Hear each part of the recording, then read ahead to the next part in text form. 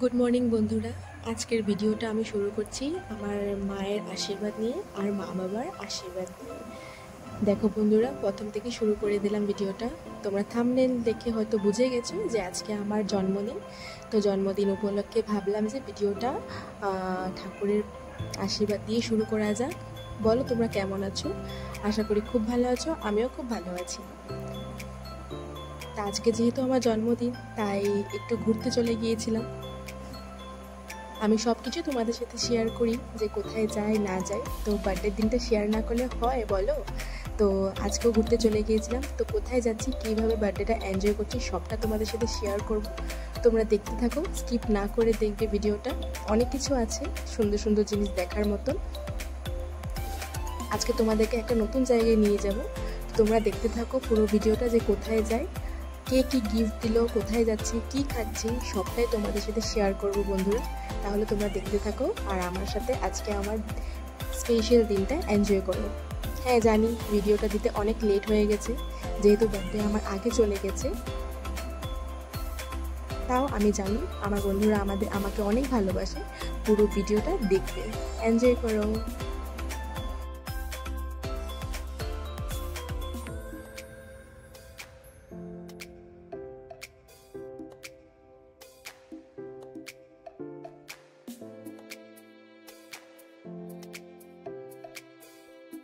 তাহলে জানো বন্ধুরা আমি কোথায় যাচ্ছি? আজকে আমি জগন্নাথ মন্দিরে। কারণ অনেক দিন থেকে ইচ্ছে ছিল যে আমি জগন্নাথ মন্দিরে যাব, যেটা আছে ডিব্রুগড়ে, আসাম ডিব্রুগড়ে আছে। কিন্তু যাওয়া হচ্ছিল না। তারপরে ভাবলাম যে রথযাত্রায় যাব, কিন্তু আমি জানি যে রথযাত্রায় গেলে অনেকটা ভিড় পাবো, যে সেখানে গিয়ে তখন ভালো লাগবে না।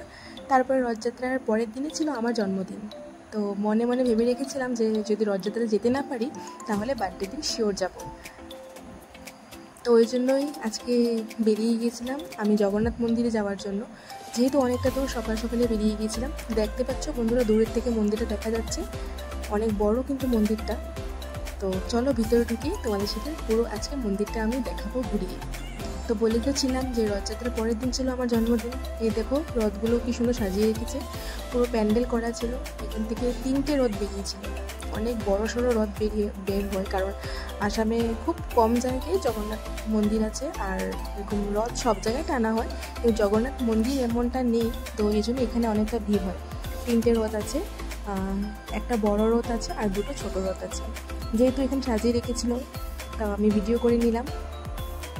আর অনেক বড় সড়ো এখানে মেলাও বসে কিন্তু রথযাত্রাতে। দেখো পুরো জায়গাটা এলোমেলো হয়ে আছে, কারণ রথযাত্রার পরের দিনেই গিয়েছিলাম। ভিতরে ঢুকে দেখি সব প্যান্ডেল খোলা হচ্ছে। তো জায়গাটা খুব অগোছালো হয়ে আছিল। আর এখানে শুধু জগন্নাথ মন্দির নেই, মেন জগন্নাথ মন্দির মিডিলে, আর চারোপাশে যে অনেক মন্দির আছে, ছোট ছোট ছোট ছোট এরকম মন্দির দেখতে পাচ্ছ না, এমনটা অনেকটা মন্দির আছে।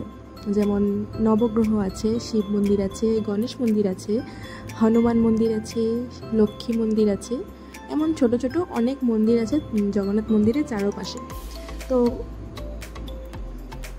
এতটা গরম দিয়েছিল সেদিন বন্ধুরা, আমি আর সেখানে হাঁটতে পারছি না। আর একটা জিনিস খুব ভালো করেছে, যে সিঁড়ির মধ্যেখানে এমন কার্পেট একটা বিছিয়ে দিয়েছে, নাহলে সিঁড়িতেও কিন্তু হাঁটা যাচ্ছে না। আমি ফটাফট করে একদম উঠে গেছি উপরে জগন্নাথ মন্দিরে। তো দেখো কি সুন্দর মন্দিরটা, চারপাশে এমন ছোট ছোট ছোট ছোট মন্দির, আর মিডিলে বিশাল বড় একটা জগন্নাথ মন্দির। একটু উপরে উঠে গেছি জগন্নাথ বাবার দর্শন করার জন্য।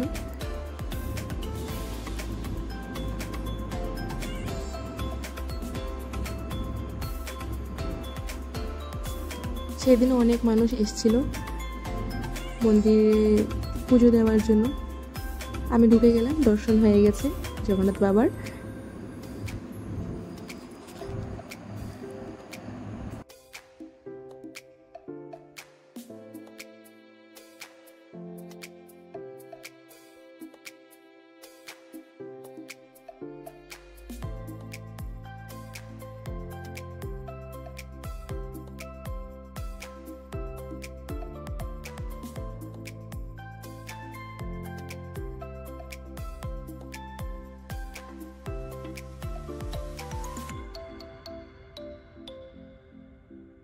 তো দেখো বন্ধুরা, আমি যতটুকু পেরেছি তোমাদেরকে আমি মন্দিরগুলো ঘোরানোর চেষ্টা করেছি।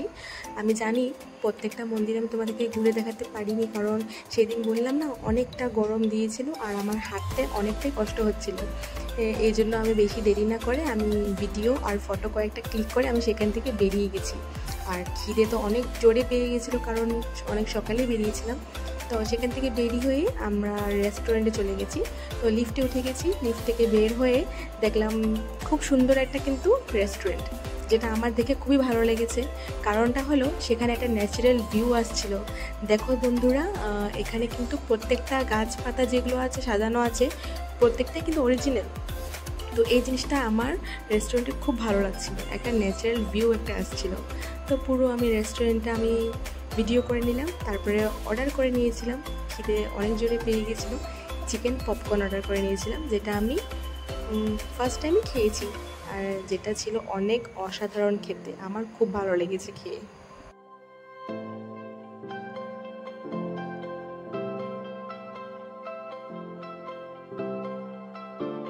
চিকেন পপকর্ন টেস্ট করার পরে মেন কোর্সে আমি অর্ডার করেছিলাম শাহি পোলাও আর চিকেন হারিয়ালি, আর সাথে স্যালাড তো থাকবেই।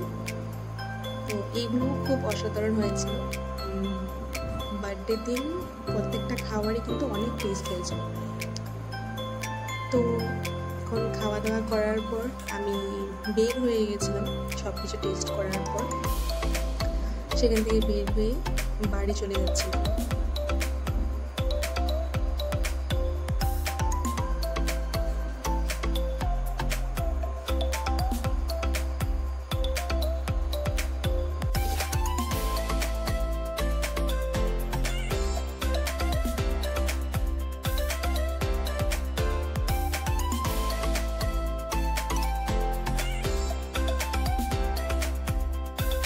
তো সেখান থেকে বের হয়ে ফটাফট আমরা বাড়ি চলে যাচ্ছিলাম। তো বাড়িতে গিয়ে দেখি আরও একটা সারপ্রাইজ, যেটা ছিল মার হাতে বানানো রেডি ছিল পায়েস। তো যেটা না খেলেই বার্থডেটা অসম্পূর্ণ। যতই বড় রেস্টুরেন্টে খেয়ে নাও না কেন, মায়ের হাতে যদি এই পায়েসটা না খাওয়া হয় বার্থডের দিন, তো সেটা অসম্পূর্ণ একদম। তারপরে রাত্রের আমি ডিনারটাও কমপ্লিট করে নিলাম, যেটা ছিল ভাত, ভাজা, পটল ভাজা, মাছের ঝাল আর ঝাল ঝাল মাটন কষা। তোমরা তো ধৈর্য ধরে পুরো ভিডিওটা দেখিয়ে নিয়েছো, তো লাস্ট অবধি থেকে যাও। যেটা আজকের দিনটা যেহেতু আমার অনেক ভালো আর খুব ভালো কেটেছে, তার থেকেও জানো কি হয়েছে ভালো জিনিস, যেটা হলো এই বড় মার লকেটটা, যেটা আমি গিফট পেয়েছি। তো এই লকেটটা পেয়ে কিন্তু আজকে আমার দিনটা হয়তো আরও সুন্দর হয়ে গেছে। তো থ্যাংক ইউ আমাকে এই লকেটটা গিফট করার জন্য। তো আজকের ভিডিওটা আমি এখানেই স্টপ করছি। আমার ভিডিওটা যদি ভালো লেগে থাকে একটা লাইক, কমেন্ট আর চ্যানেলটাকে সাবস্ক্রাইব করে দিও। তো আজকের জন্য টাটা।